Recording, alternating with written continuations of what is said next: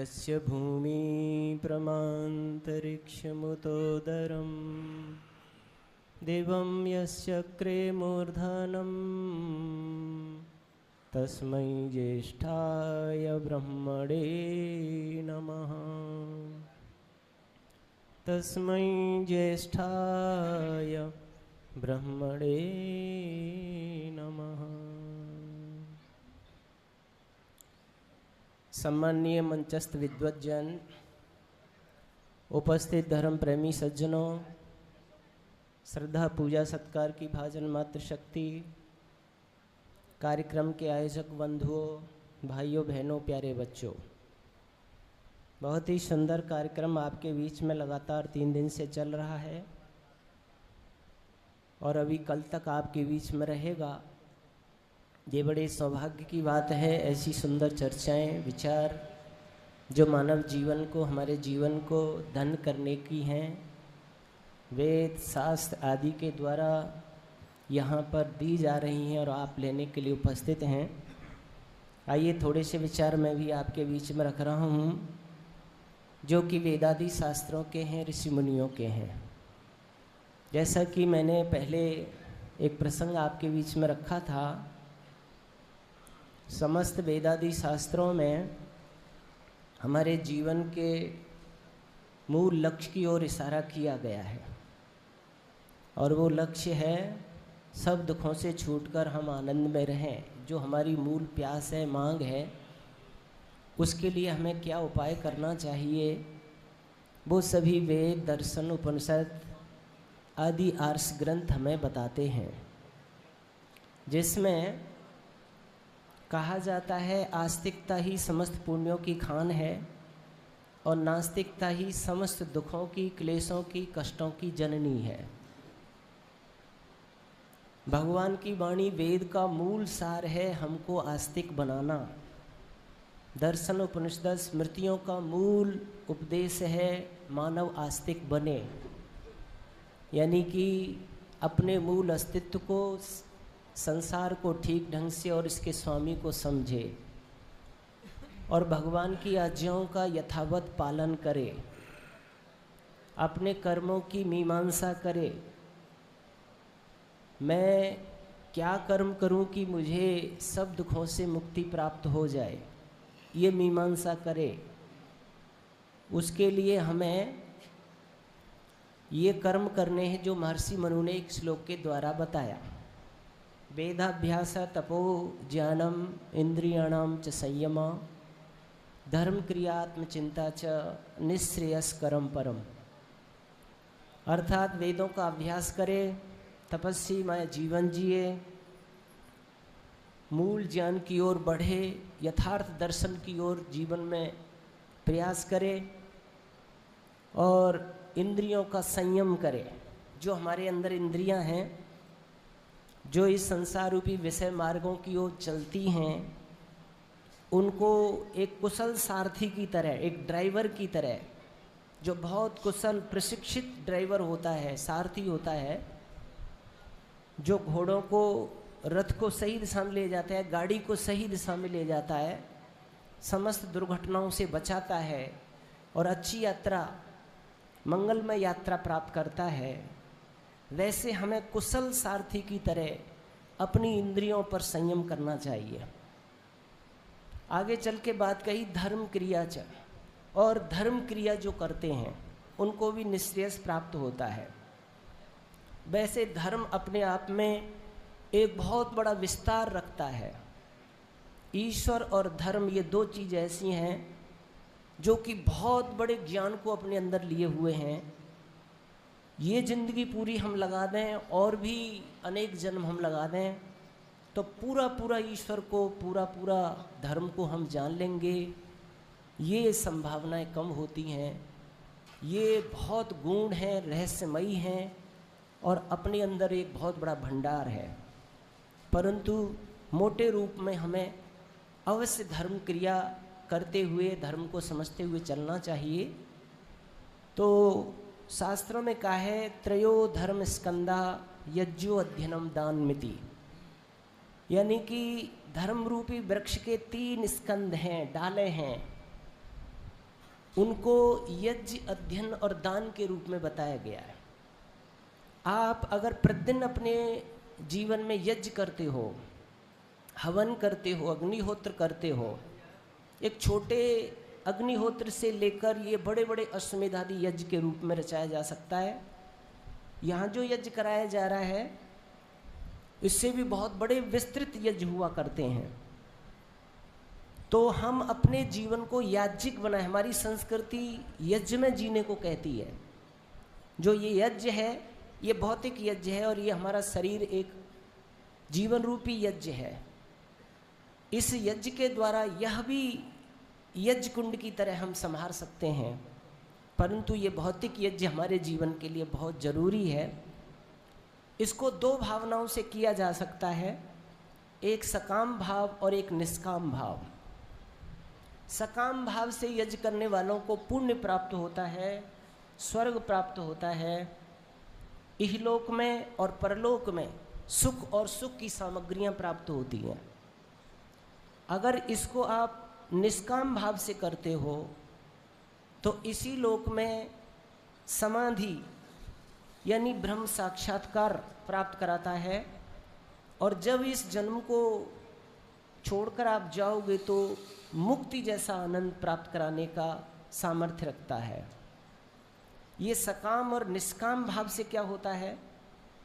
सकाम भाव से कोई भी उत्तम कर्म किया हुआ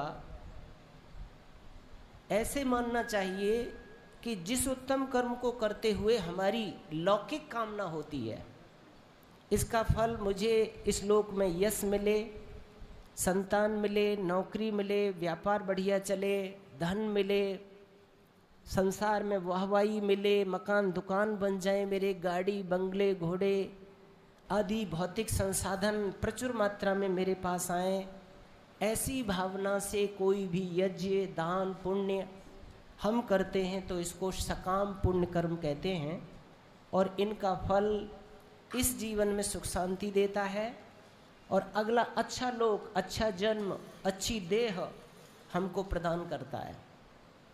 दूसरा, इसी कर्म को आप निष्काम भाव से कर सकते हो। निष्काम भाव में एक ही बात होती है, ईश्वर प्राप्ति की कामना लेकर, मोक्ष, अपवर्ग, भगवान को पाना। मैं इस कर्म के बदले में कोई लौकिक फल नहीं चाहता, केवल भगवान आपकी प्राप्ति हो, आपका साक्षात्कार हो, आपकी आज्ञाओं का पालन हो, आपका सानिध्य मिले, आपको हर स्थिति में अपने अंदर उपस्थित समझ करके मैं दुनिया में जीऊँ, आपसे एक क्षण एक पल भी मैं अलग ना हो सकूं, आपकी याद हर समय मेरे अंदर बनी रहे, मैं केवल आपका दर्शन चाहता हूँ, मुझे दुनिया का कोई लौकिक फल नहीं चाहिए। इस स्थिति से कोई भी यज्ञ, अध्ययन, दान आदि हम करते हैं तो वो निःश्रेयस यानी अपवर्ग यानी मोक्ष हमको देने का सामर्थ्य देता है। ऐसे लोग मुक्ति पथ की ओर अग्रसर होते हैं। दूसरा, अध्ययनम, वेदादि शास्त्रों का अध्ययन। देखिए, अध्ययन जो करना होता है वो आर्ष ग्रंथों का ही करना चाहिए। दुनिया में दो ग्रंथ हैं, आर्ष और अनार्ष। आर्ष ग्रंथ वो होते हैं जो ऋषि, योगी, मुनि, जो आज की भाषा में साइंटिस्ट जिनको कहना चाहिए, रिसर्च स्कॉलर। हम आज के वैज्ञानिकों को रिसर्च स्कॉलर कहते हैं, साइंटिस्ट कहते हैं। उनकी कोई खोज हमारे लिए प्रमाणित होती है, हम उसमें कोई नानुच नहीं कर सकते, हम उसको बिल्कुल जो कि त्यों स्वीकार कर लेते हैं क्योंकि एक वैज्ञानिक की खोज है। वैसे ही जिसको हम ऋषि, मुनि, योगी कहते हैं, वो साधारण हम जैसे कपड़े लाल पहने हुए या जंगल में रहते, कुटियों पर रहते हों, ऐसे नहीं होते। वो वैज्ञानिक होते हैं, साइंटिस्ट होते हैं, रिसर्च स्कॉलर होते हैं। उन्होंने अपने अंदर एक अनुसंधान केंद्र होता है उनके अंदर, और उसमें उन्होंने इन सारे रहस्यों को साक्षात किया हुआ होता है, और वेद और भगवान की आज्ञा के अनुसार जीवन जीते हुए वो इन खोजों को हमारे लिए देते हैं। चाहे वो ग्रंथों में लिखें, चाहे कोई उपदेश के रूप में देता हो, उनके ही ग्रंथों को हमें पढ़ना चाहिए। जो साधारण मनुष्य हैं क्योंकि मनुष्य की बुद्धि उतनी तीव्र नहीं हो सकती। जिनकी जैसी वृत्ति होती है वो वैसे ही मंत्रों के, सूत्रों के, श्लोकों के अर्थ कर देता है और वो हमें मार्ग से भटका भी सकते हैं।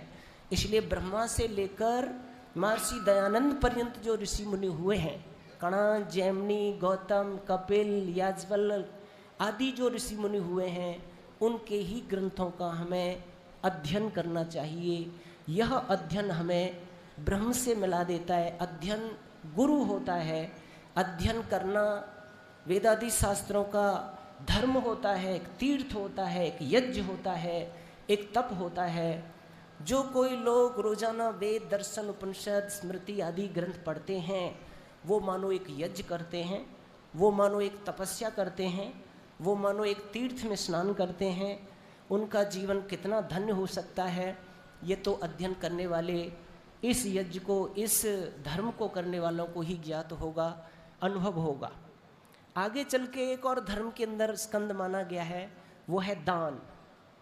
दान जो होता है वो हमारे जीवन को पुण्य से भरता है, या यूँ समझिए कि वो हमें ऋण मुक्त करता है।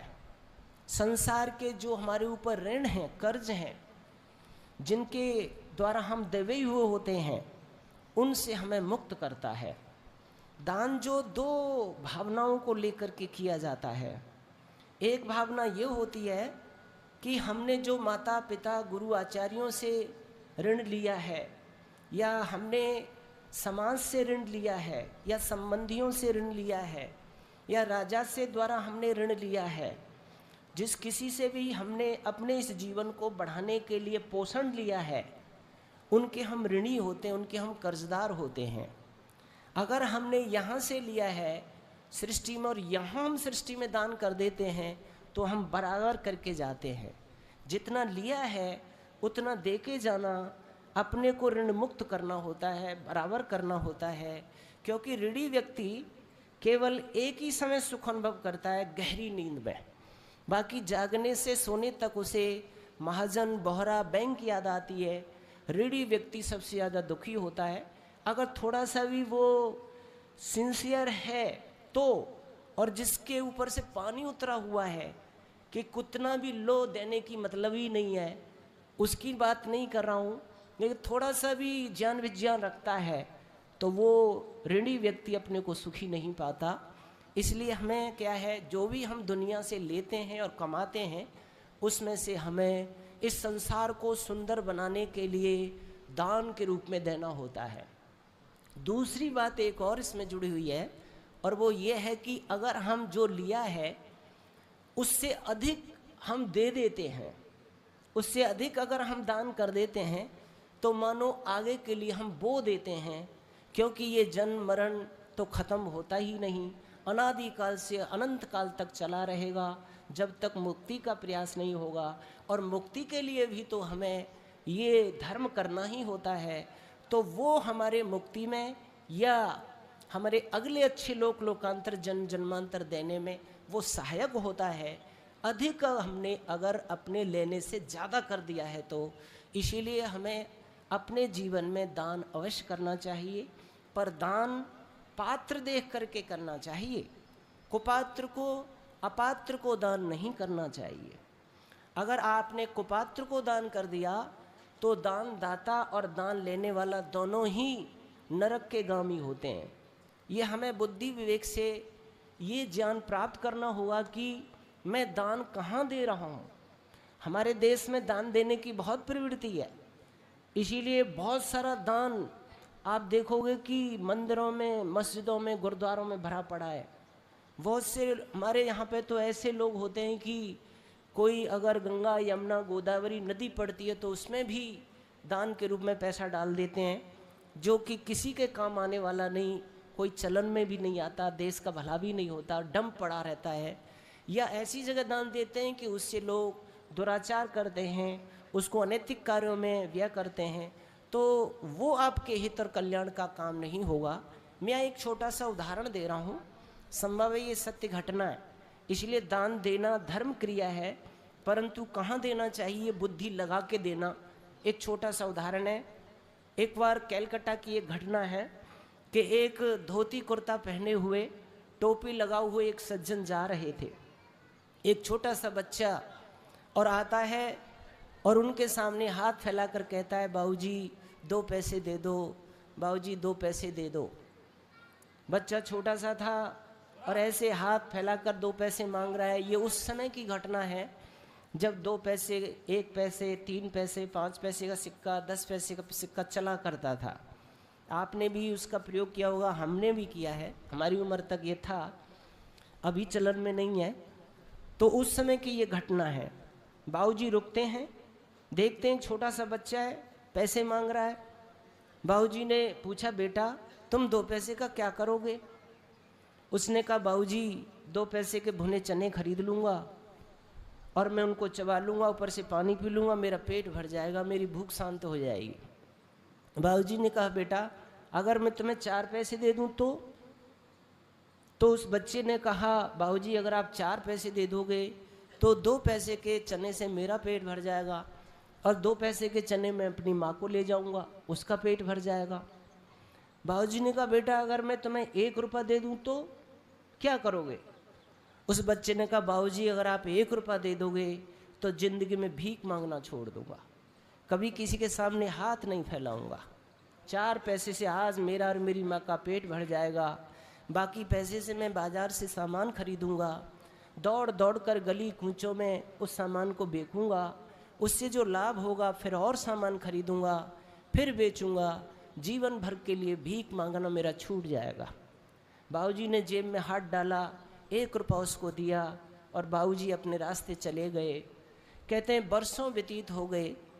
एक बार वो बाबूजी एक सड़क से जा रहे थे कि अचानक एक लड़का युवक दुकान से उतर कर आता है और आकर के बाबूजी के चरण छूता है और निवेदन करता है, बाबूजी आप मुझे पहचान रहे हो?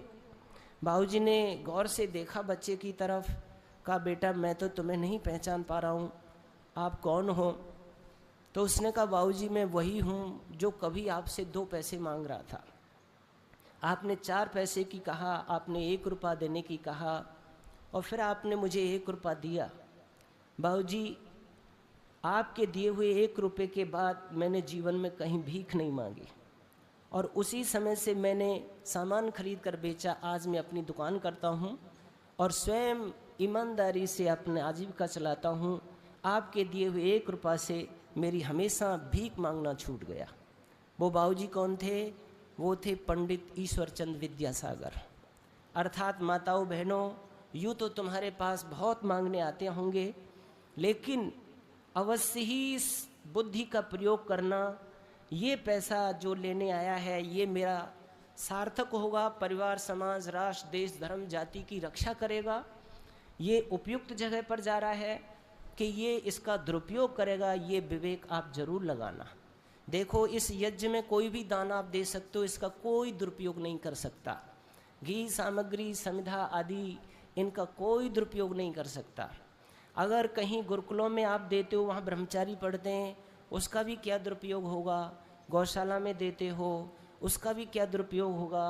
किसी वृद्ध और वृद्धा की आप सेवा कर देते हो, कोई अंधा, लूला, लंगड़ा जो अपनी आजीविका स्वयं नहीं कमा सकता है, उसको आप भोजन, वस्त्र आदि के द्वारा सत्कृत कर देते हो, या आप जैसे यहाँ विद्या का प्रचार प्रसार हो रहा है, इसमें भी इसका क्या दुरुपयोग हो सकता है? आप बुद्धि विवेक लगाना, परिवार, समाज, राष्ट्र सुंदर बने, जिसमें इस सारी सृष्टि में मैं जीवन जी रहा हूँ, उसको मैं कैसे सुंदर बना सकता हूँ? मेरी क्या सामर्थ्य है? इस दुनिया को बढ़िया से बढ़िया मैं बनाऊँ, वो भावना रख करके सदुपयोग की भावना से दान करना, ये 3 स्कंद धर्म के हैं। इस धर्म क्रिया को करने के बाद आत्मा के अंदर वो पात्रता, सुपात्रता आ जाती है कि भगवान अपने स्वरूप को आपके अंदर उड़ेल दे, समझा दे। एक बात ध्यान रखना, ईश्वर के दिए हुए ज्ञान से ही ईश्वर का ज्ञान हो सकता है। ईश्वर के दिए हुए धर्म ज्ञान से ही धर्म का ज्ञान हो सकता है, और किसी के द्वारा दिए हुए से नहीं। हाँ, अगर कोई ईश्वरीय ज्ञान को लेकर ईश्वर धर्म का बोध कर चुका है, उसमें जी चुका है, और उसके द्वारा अगर तुम्हें कोई बोध प्राप्त हो जाता है तो संभव है, लेकिन हमें तो सीधा ही भगवान गुरु के समीप पहुंचना चाहिए और उसके दिए हुए वेद शास्त्र का दर्शन करना चाहिए। तो धर्म क्रिया च। आगे बात दी है आत्मचिंता, यानी आत्मा परमात्मा का चिंतन। ध्यान देना, ये अंतिम ज्ञान है। प्रारंभ का ज्ञान भी हमें करना होता है और अंतिम ज्ञान की ओर भी बढ़ना होता है। यहाँ एक बात थोड़ा स्मरण करना, बड़ा लक्ष्य लेके चलोगे तो छोटे तो अपने सफल हो ही जाएंगे। जैसे कोई ये कहे कि मैं दुनिया के अभाव को दूर करना चाहता हूँ, दुनिया में धन का अभाव ना रहे, ये मैं चाहता हूँ, तो फिर वो धन कमाएगा तो उसका अभाव तो दूर हो ही जाएगा। परमार्थ की भावना लेके चलोगे तो स्वार्थ अपने आप सिद्ध हो जाएगा। स्वार्थ की सोचना नहीं है, स्वार्थ तो स्वयं ही परमार्थ में छुपा हुआ है। आप ये सोच के विद्या पढ़ो कि मैं दुनिया का अज्ञान अंधकार दूर करूँगा, मुझे इतनी विद्या दो भगवान, दुनिया का अज्ञान अंधकार दूर करूँगा, तो आपका अज्ञान अंधकार तो दूर हो ही जाएगा। परमार्थ में दोनों सिद्ध होते हैं, स्वार्थ और परमार्थ। इसीलिए बड़ा लक्ष्य लेके चलता है आदमी, छोटे अपने आप सफल होते चले जाते हैं। IIT करना चाहते हो, CA करना चाहते हो, तो कक्षा 1 लेकर इंटर, BA, MA और बहुत सारी डिग्रियां तो अपने आप ही आपके पास आ जाएंगी। इसलिए बड़ा लक्ष्य लेकर के हमें चलना चाहिए, जो अंतिम लक्ष्य हमारा है। और उसमें आती है बात आत्मचिंता का, ब्रह्म का दर्शन, आत्मा का दर्शन। उसमें दर्शन करने के लिए मैंने पहले कहा था यथार्थ ज्ञान हो। इस दुनिया में 3 शब्द आप सुनते रहते हैं, ईश्वर, भगवान और देवता। इसलिए हम भगवान का साक्षात्कार देव पूजन को भी मान लेते हैं, भगवान की भक्ति मान लेते हैं, ईश्वर भक्ति भी मान लेते हैं। भगवान, ईश्वर और देवता, ये 3 क्या हैं, पहले इनका स्पष्टीकरण हमारे अंदर हो जाना चाहिए। सबसे पहली बात, देवता किसे कहते हैं? देवता कहते हैं देने वाले को। सीधी सी बात है, बहुत गहन अर्थ नहीं है। जो देता है उसको देव कहा जाता है। और देने वाले देव ब्राह्मण ग्रंथों की गणना में 33 कोटि माने जाते हैं। 33 कोटि के माने 33 प्रकार के देवता। 33 इन देवताओं के अंदर ही समस्त देवता आ जाते हैं, ऐसा समझना चाहिए। कोटि माने करोड़ भी है, पर वहाँ कोटि का मतलब प्रकार के है। कुल मिलाकर के 33 प्रकार के ही देवता इस सृष्टि में पाए जाते हैं, जिसमें 8 वसु देवता माने जाते हैं। वसु देवता उनको कहते हैं जो इस समस्त प्राणी जगत को अपने में बसाते हैं। हम जिनमें वास कर रहे हैं, ठहर रहे हैं, जीवन जी रहे हैं, पोषण ले रहे हैं, वो वसु देवता हैं। और वो 8 वसु देवता कौन से हैं? अग्नि, जल, वायु, पृथ्वी, आकाश, ये 5 स्थूल भूत हैं। और सूर्य, नक्षत्र और चंद्रमा। सूर्य देवता है, चंद्रमा देवता है, और 27 नक्षत्र हैं। उनको एक नक्षत्र के नाम से माना जाता है। उनसे भी हमें जीवन मिल रहा है, चंद्रमा से जीवन मिल रहा है, सूर्य हमें जीवन दे रहा है, अग्नि, जलवायु, पृथ्वी में तो हम जीवन रात दिन जी ही रहे हैं। तो ये वसु देवता बसाने वाले देवता हैं।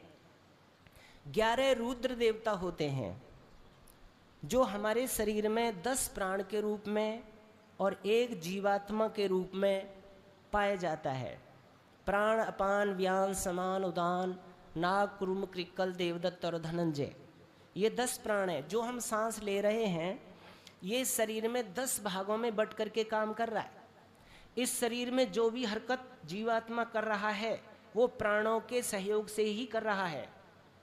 प्राण का सहयोग जो ईश्वर प्रदत्त है, दिया हुआ ऊर्जा है, उसके द्वारा ही हम हाथ पैर हिला रहे हैं, चल रहे हैं, बोल रहे हैं, खा रहे हैं, पी रहे हैं, पचा रहे हैं। ये सब क्रियाएं प्राणों के द्वारा हो रही हैं। भोजन का निगलना, पाचन तंत्र का काम करना, ब्लड को घुमाना, आँख का मीचना खोलना करना, झमाई लेना, अंगड़ाई लेना, मलमूत्र बाहर करना, ये सब प्राणों के माध्यम से ही शरीर में हो रहा है। जिस अंग का प्राण निष्क्रिय हो जाता है उसको लकवा मारना, फालिस मारना कहते हैं। अगर इंद्रियों में प्राण सूख जाए तो इंद्रियां शिथिल हो जाती हैं, काम करना बंद कर देती हैं। प्राणों में प्राण शिथिल हो जाए तो फेफड़े, सांस का रोग हो जाता है, फेफड़े सूख जाते हैं। अगर आपके व्यान प्राण निष्क्रिय हो जाए तो लकवा मार जाता है, हाथ पैर काम नहीं करते हैं। कुल मिला करके प्राणों के द्वारा जीवन मिल रहा है, इसलिए इनको देवता कहते हैं। और एक इसमें जीवात्मा है, ये 11 होते हैं। लेकिन जब ये निकलते हैं शरीर से तो संबंधी लोग रोने लगते हैं, इसलिए रुद्र नाम रख दिया आगे। रुद्र देवता हैं तब तक जीवन दे रहे हैं, खुशियाँ दे रहे हैं, निकलते हैं तब संबंधी आदि रोने लगते हैं। या स्वयं आदमी जब प्राण निकलने को ऐसा समझता है कि मैं अब जा रहा हूँ, तो वो भी रोने लगता है, क्योंकि प्राण बचाना ही हम बहुत ज़्यादा अपना लक्ष्य मानते हैं कि मैं ऐसे ही बना रहूं। लेकिन प्राण तो निकलते हैं, तो मौत जब सामने आती है प्राणों के जाने पर तो वो रोने लगता है, इसलिए इसको रुद्र देवता कहते हैं। तो 11 और 8 19 हो गए। 12 आदित्य देवता हैं, जो कि 12 महीनों के नाम हैं। चैत्र, वैशाख, ज्येष्ठ, आषाढ़, श्रावण आदि ये हमें आयु देते जा रहे हैं, हम इनमें आयु जीते चले जा रहे हैं। ये हमारी आयु की गणना हम इन महीनों में ही करते हैं। ऋतुएं आ रही हैं, ये हमें आयु दे रही हैं, संवत्सर आ रहे हैं, ये हमें आयु देते जा रहे हैं।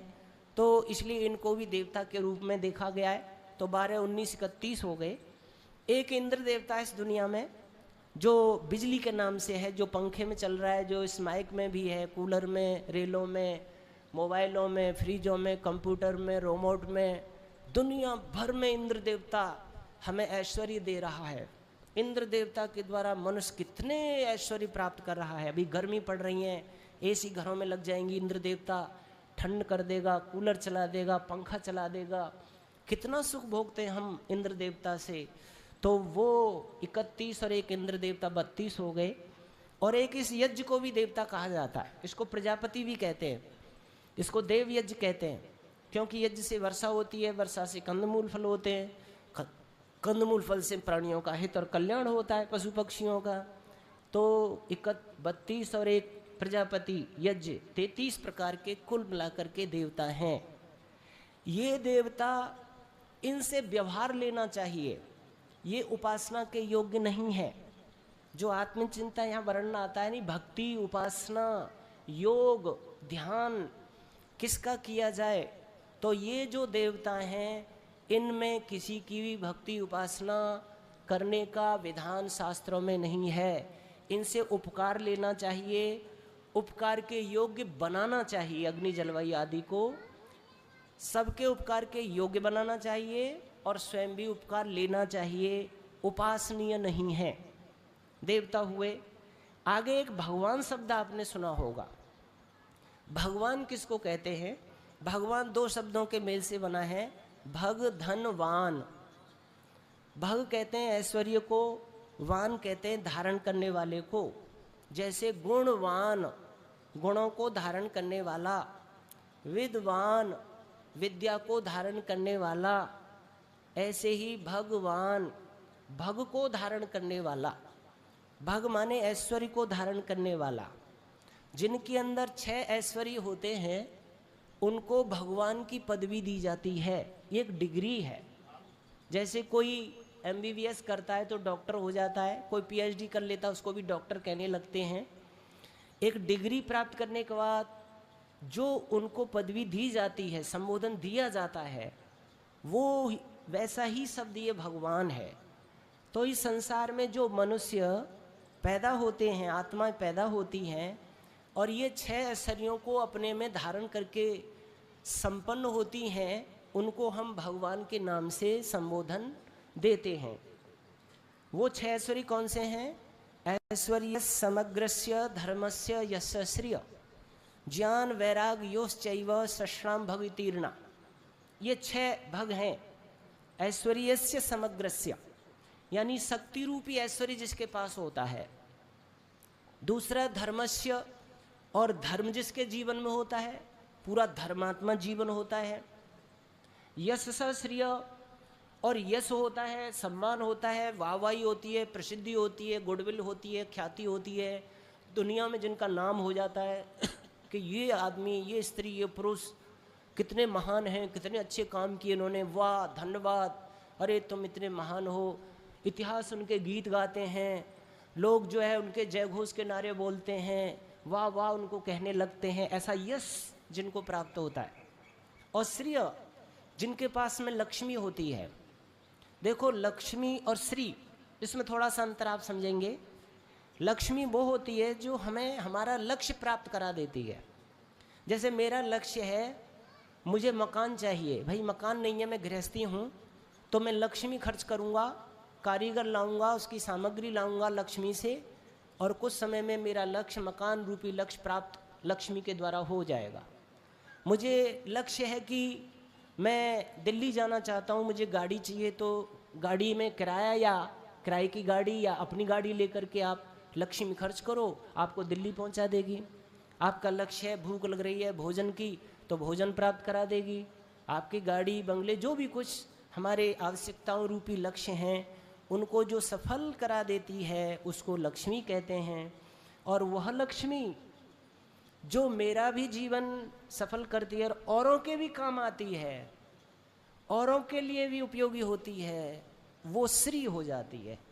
उन्हीं को ही श्रीमान और श्रीमती नाम से संबोधन दिया जाता है। यूँ तो हम हर माताओं को श्रीमती कहते हैं, हर पुरुषों को श्रीमान कह देते हैं, पर श्रीमान श्रीमती उनको लगना चाहिए जिनकी लक्ष्मी पूरे दुनिया के लिए सहयोगी हो जाती है। ऐसे लोग जो दान पुण्य के द्वारा दुनिया को बढ़िया बनाते हैं, वो श्रीमान होते हैं, श्रीमती होती हैं। तो ऐसी श्री जिनके पास है। और ज्ञान और वैराग्य, दो चीज़ें। यथार्थ ज्ञान होता है दुनिया का, जो कुछ भी इस दुनिया में है, कोई भ्रम वाला, संशय वाला ज्ञान नहीं होता। दूसरा वैराग्य होता है। वैराग्य का मतलब है विषय वासनाओं से विरक्ति। कोई विषय वासना में जिनकी आसक्ति नहीं होती है, जो केवल ब्रह्मासक्त होते हैं, जो आत्मा परमात्मा में ही अपना ध्यान उपासना लगाते हैं और पूरी उनकी अंदर की मांग होती है, अभिप्सा होती है, ऐसा वैराग्य, संसार से विरक्त होते हैं और ब्रह्म से लगे होते हैं, जुड़े होते हैं। तो ये 6 ऐश्वर्य जिनके पास थे, उनको भगवान राम कहा गया, भगवान कृष्ण कहा गया, भगवान के नाम से उनको संबोधन मिला। परंतु संसार में वो जो 6 ऐश्वर्य युक्त ही हैं, उनको भगवान कहते हैं। लेकिन संसार में तो अनंत ऐश्वर्य हैं। एक तो शक्ति सीमित मात्रा में होती है, एक सर्वशक्तिमान होता है, एक के पास ज्ञान सीमित मात्रा में होता है, एक सर्वज्ञ होता है, एक के पास में, एक के प्यास में अल्प जो है न्याय होता है, थोड़ा न्याय, एक बहुत सबका न्याय करने वाला होता है।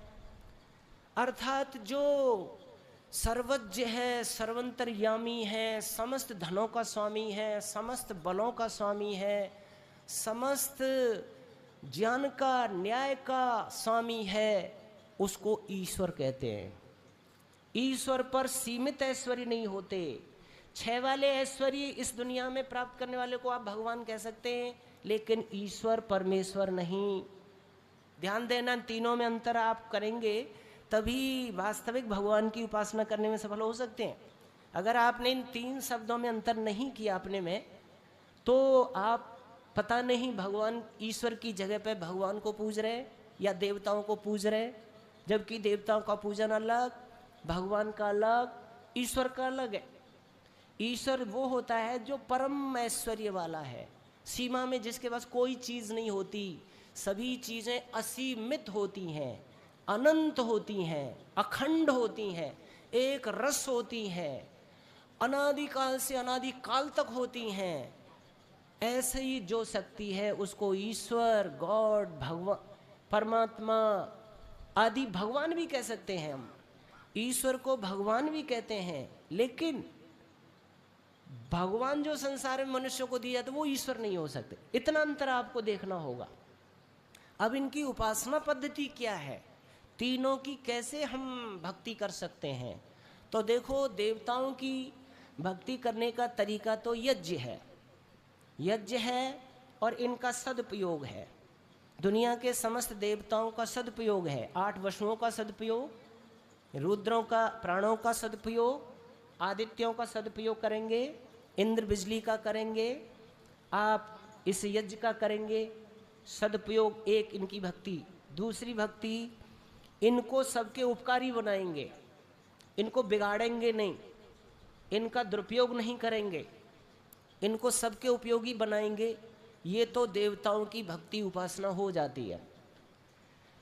भगवान की भक्ति का क्या है? जो जैसे भगवान राम हुए, भगवान कृष्ण हुए, उनके आदर्शों को जीवन में अपना करके होती है।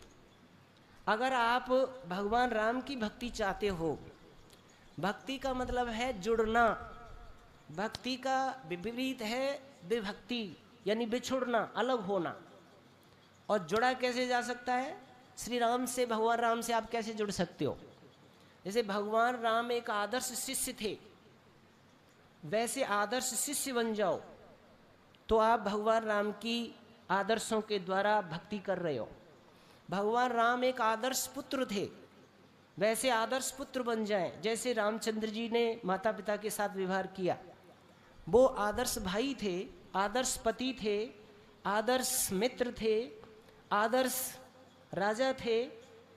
आदर्श जो व्यवहार हैं वेद के अंदर, वो श्री राम ने, भगवान राम ने अपने जीवन में उतार करके चरितार्थ किया, दुनिया को उपदेश दिया।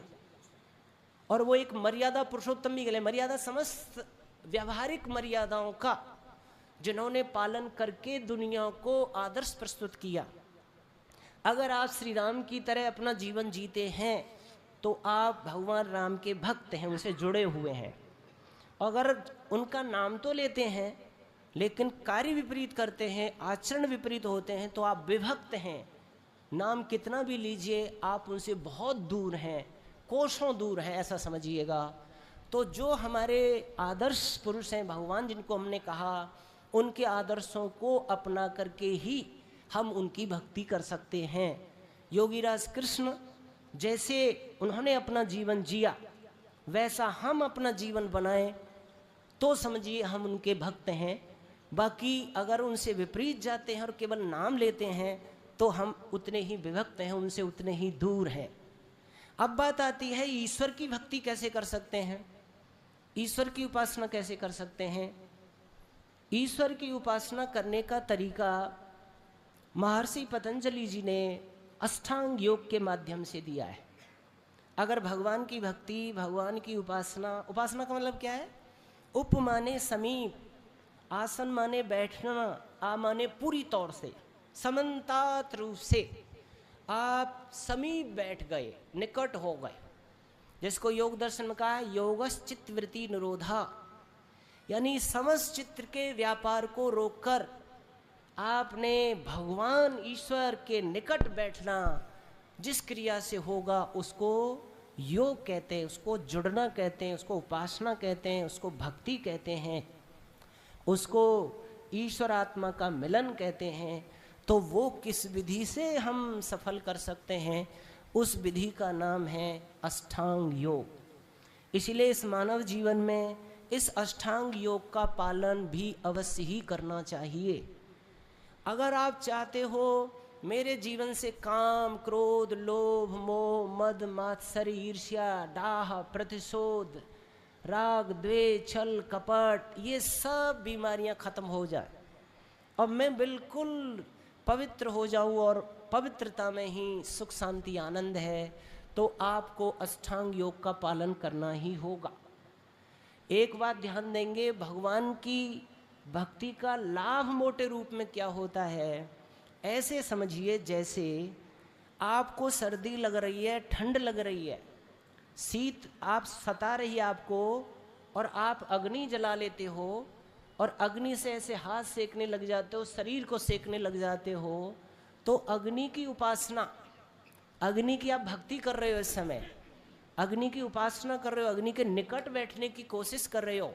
आपने उपाय किया है, अग्नि जलाई है, क्योंकि शीत का निवारण अग्नि के द्वारा ही हो सकता है और कोई तरीका नहीं है। शीत लग रही है और जल से स्नान कर लो तो और बढ़ जाएगी।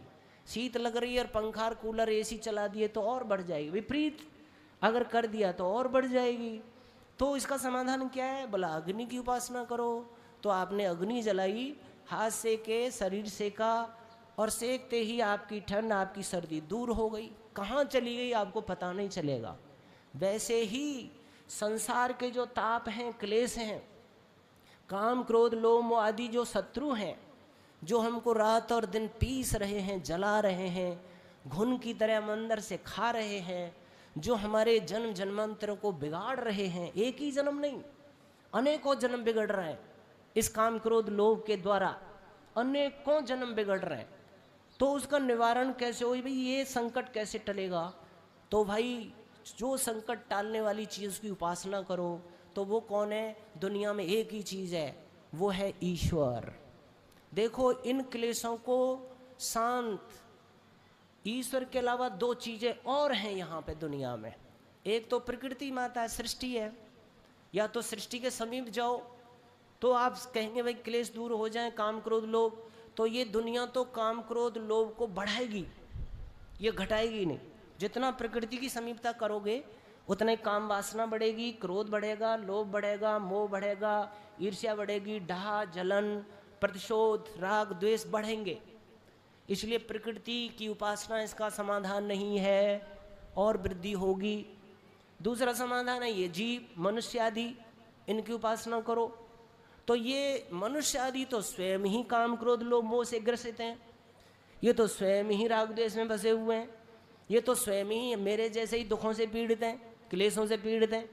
तो इनसे भी आशा नहीं की जा सकती कि भाई इनकी समीपता से, उपासना से मेरे ये सब कष्ट दूर हो जाएंगे, ये भी असंभव है। आप ये समाधान भी सही नहीं होगा। तो तीसरी चीज़ कौन बचती है? केवल ब्रह्म बचता है, ईश्वर बचता है। तो बस ईश्वर ही एक ऐसी शक्ति सामर्थ्य है जिसकी उपासना हमें काम क्रोध लोभ मोह से, क्लेशों से, राग द्वेष से, जन्म मरण के बंधन से और विभिन्न प्रकार के दुखों से हमें नितांत दूरी दिला देगी। वही एक सामर्थ्य है, उसकी उपासना हम करें और उसकी उपासना की सही विधि को हम समझें। विधियां बहुत हैं ईश्वर के नाम पर और धर्म के नाम पर, दुनिया में बहुत चीज़ें चल रही हैं। देखो अगर आपने थोड़ा सा भी विवेक नहीं लगाया तो भटक जाओगे। जाना चाहिए दिल्ली और चले जाओगे आगरा या जयपुर, आप लक्ष्य से भटक जाओगे। ये ऐसा चल रहा है दुनिया में धर्म और ईश्वर के नाम पर। अब आपको सही विवेक लगाना है। इसलिए मैं एक बात कहा करता हूँ, स्वाध्याय भी करें तो ध्यान देना। जैसे वेद ही है, वेद का भाष्य आप पढ़ोगे और रायण का, महीधर का, उब्बट का पढ़ लिया तो निश्चित रूप से भटक जाओगे। और अगर महर्षि दयानंद और दयानंद से प्रभावित होते हुए हरिशरण जी का, ब्रह्म मुनि जी का अगर भाष्य पढ़ोगे तो आपको लक्ष्य प्राप्त होगा। जैसे गीता ही है, अगर गीता आपने साधारण मनुष्यों के भाष्य द्वारा पढ़ लिया तो भटक जाओगे। अगर वास्तव में जो व्याकरण, दर्शन, निरुक्त, छंद, ज्योतिष और वेद के अनुसार जिन्होंने भाष्य किया है, जैसे डॉक्टर सत्यव्रत सिद्धांतालंकार हैं, संपूर्णानंद स्वामी संपूर्णानंद जी हैं, तो उनका भाष्य अगर आप पढ़ोगे तो ही वो आपको लक्ष्य की ओर ले जाएंगे। ऐसे ही वास्तव में भगवान से जोड़ने वाला ग्रंथ महर्षि पतंजलि का योग दर्शन अगर आप पढ़ोगे तो ही वास्तव में ईश्वर की भक्ति करने में सफल हो सकते हो। नहीं तो भटकाव ही भटकाव है संसार में, बहकाव ही बहकाव है। तो आइए हम अष्टांग योग पर थोड़ी चर्चा करेंगे आज, बाकी पर कल आपके बीच में चर्चा करेंगे क्योंकि समय इतना नहीं है।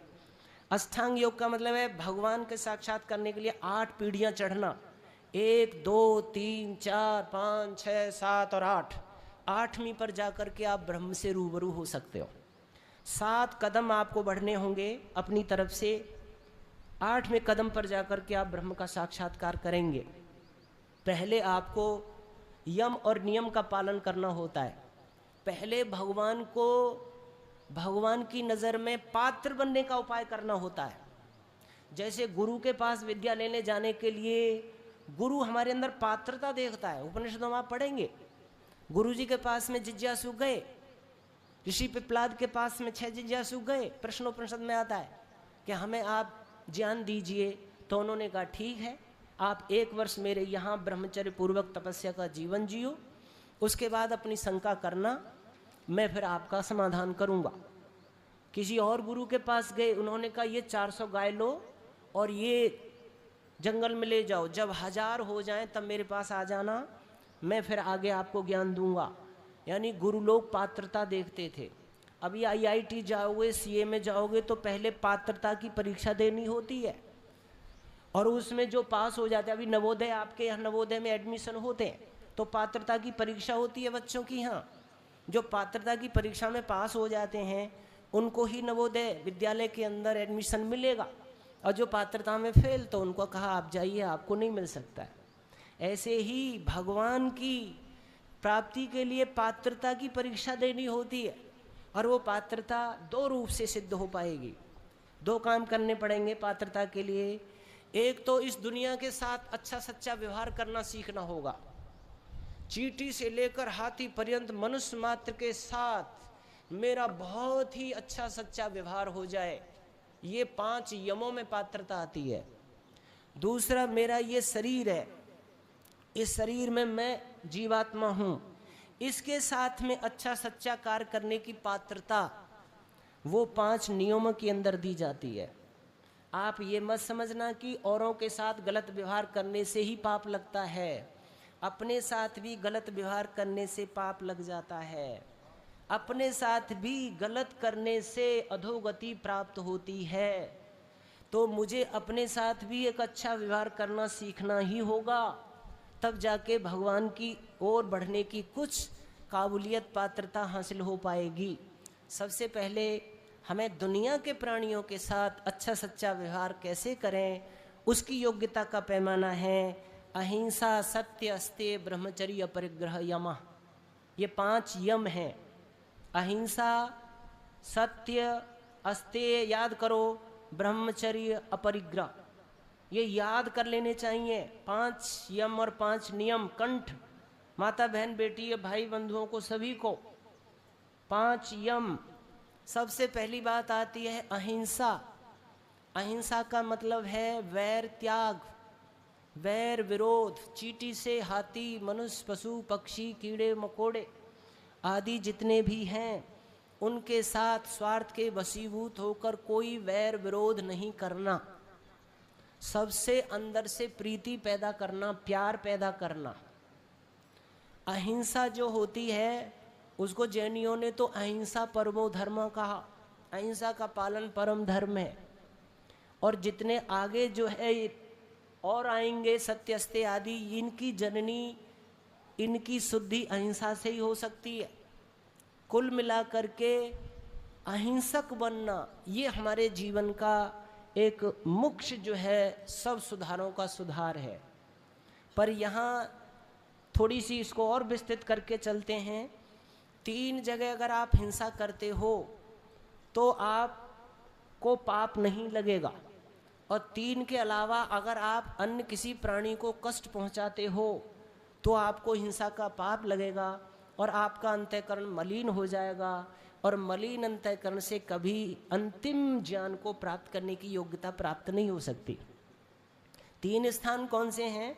जैसे कोई गुरु है, गुरु अगर शिष्य को पीटता है, चांटा मारता है, कान मरोड़ता है, मुर्गा बनाता है, डंडे मारता है, जबकि गुरु के द्वारा शिष्य प्रताड़ित हो रहा है, शिष्य को तकलीफ हो रही है, दर्द हो रहा है, कष्ट हो रहा है, वेदना हो रही है, मन ही मन बहुत दुखी हो रहा है, लेकिन यहाँ गुरु को कोई हिंसा का पाप नहीं लग रहा है, क्योंकि गुरु उस शिष्य को इसलिए दंडित कर रहा है कि वो जो पाठ दिया था, जो होमवर्क दिया था, उसको करके नहीं लाया है। अगर ये ऐसे ही रहा तो ये आगे विद्वान नहीं बन पाएगा, अच्छा इंसान नहीं बन पाएगा। उसके अंदर एक बहुत अच्छी प्रेम की भावना बैठी है, मुझे इस शिष्य को बहुत अच्छा बनाना है, ज्ञानी विद्वान बनाना है, श्रेष्ठ बनाना है, उसके लिए मैं दंड दूंगा तो ये थोड़ा सजग होकर मेरे पाठ को याद करेगा, होमवर्क करके लाएगा, ये अच्छा विद्वान बन जाएगा, गलतियां नहीं करेगा। उसके अंदर उस बच्चे का निर्माण छुपा हुआ है। ऐसी भावना से अगर आप किसी प्राणी को तकलीफ देते हो तो वो आपको हिंसक नहीं बनाता है, आप शुद्ध अहिंसक बने रहते हो। दूसरी बात, कोई डॉक्टर वैद्य अगर मरीज की चीर फाड़ करता है, उसके इंजेक्शन लगाता है या उसके फोड़े को चीरता है, उसमें से मवाद भींच करके निकालता है या उसमें मरहम पट्टी करता है, तो उस समय भी मरीज़ चीखता है, चिल्लाता है, रोता है। कई तो डॉक्टर को वैद्य को भी गाली देने लग जाते हैं। लेकिन वहाँ डॉक्टर वैद्य का अंतःकरण आप देखोगे, हृदय देखोगे तो वो प्यार से भरा हुआ होता है। उस मरीज़ से कोई वैर विरोध नहीं होता है। वो मरीज को स्वस्थ देखना चाहता है, उसके रोग तकलीफ़ को दूर करने के लिए वो चीर फाड़ कर रहा है, इंजेक्शन दे रहा है। उसकी भावना मरीज के प्रति प्रगाढ़ प्रेम से भरी होती है, उसे स्वस्थ देखना चाहता है। इस भावना से दिया हुआ कोई भी कष्ट आपके द्वारा आपको हिंसक नहीं बनाएगा, आप शुद्ध अहिंसक रहोगे। और तीसरी एक जगह और है, न्यायाधीश मुलजिम को दंड देता है। ये पता चल जाए कि भाई इसने चोरी की है, इसी समय इसमें 50 कोड़े मारे जाएं, या इसको 5 साल की सज़ा दी जाती है, या इस पर इतने पैसे का जुर्माना दिया जाता है। और वो मुलजिम जो है अंदर ही अंदर रोता है, उस कष्ट को समझकर, देखकर, पाकर ऐसा लगता है कि न्यायाधीश ने उस पर जो है दंड का प्रहार किया है, तो वो हिंसक होगा।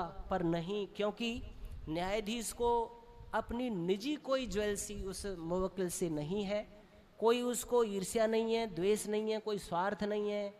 जैसा अपराधी है गवाह सबूतों के माध्यम से सिद्ध हो चुका है, और जो संविधान के अंदर ऐसे अपराधी को अमुक दंड देना चाहिए, ये विधान है, उसके अनुसार दे रहा है। वो अंदर किसी प्रकार की कोई उसको परेशानी, बेचैनी, ईर्ष्या द्वेष आदि की नहीं हो रही है, तो वो न्यायाधीश भी शुद्ध अहिंसक है, हिंसक नहीं है।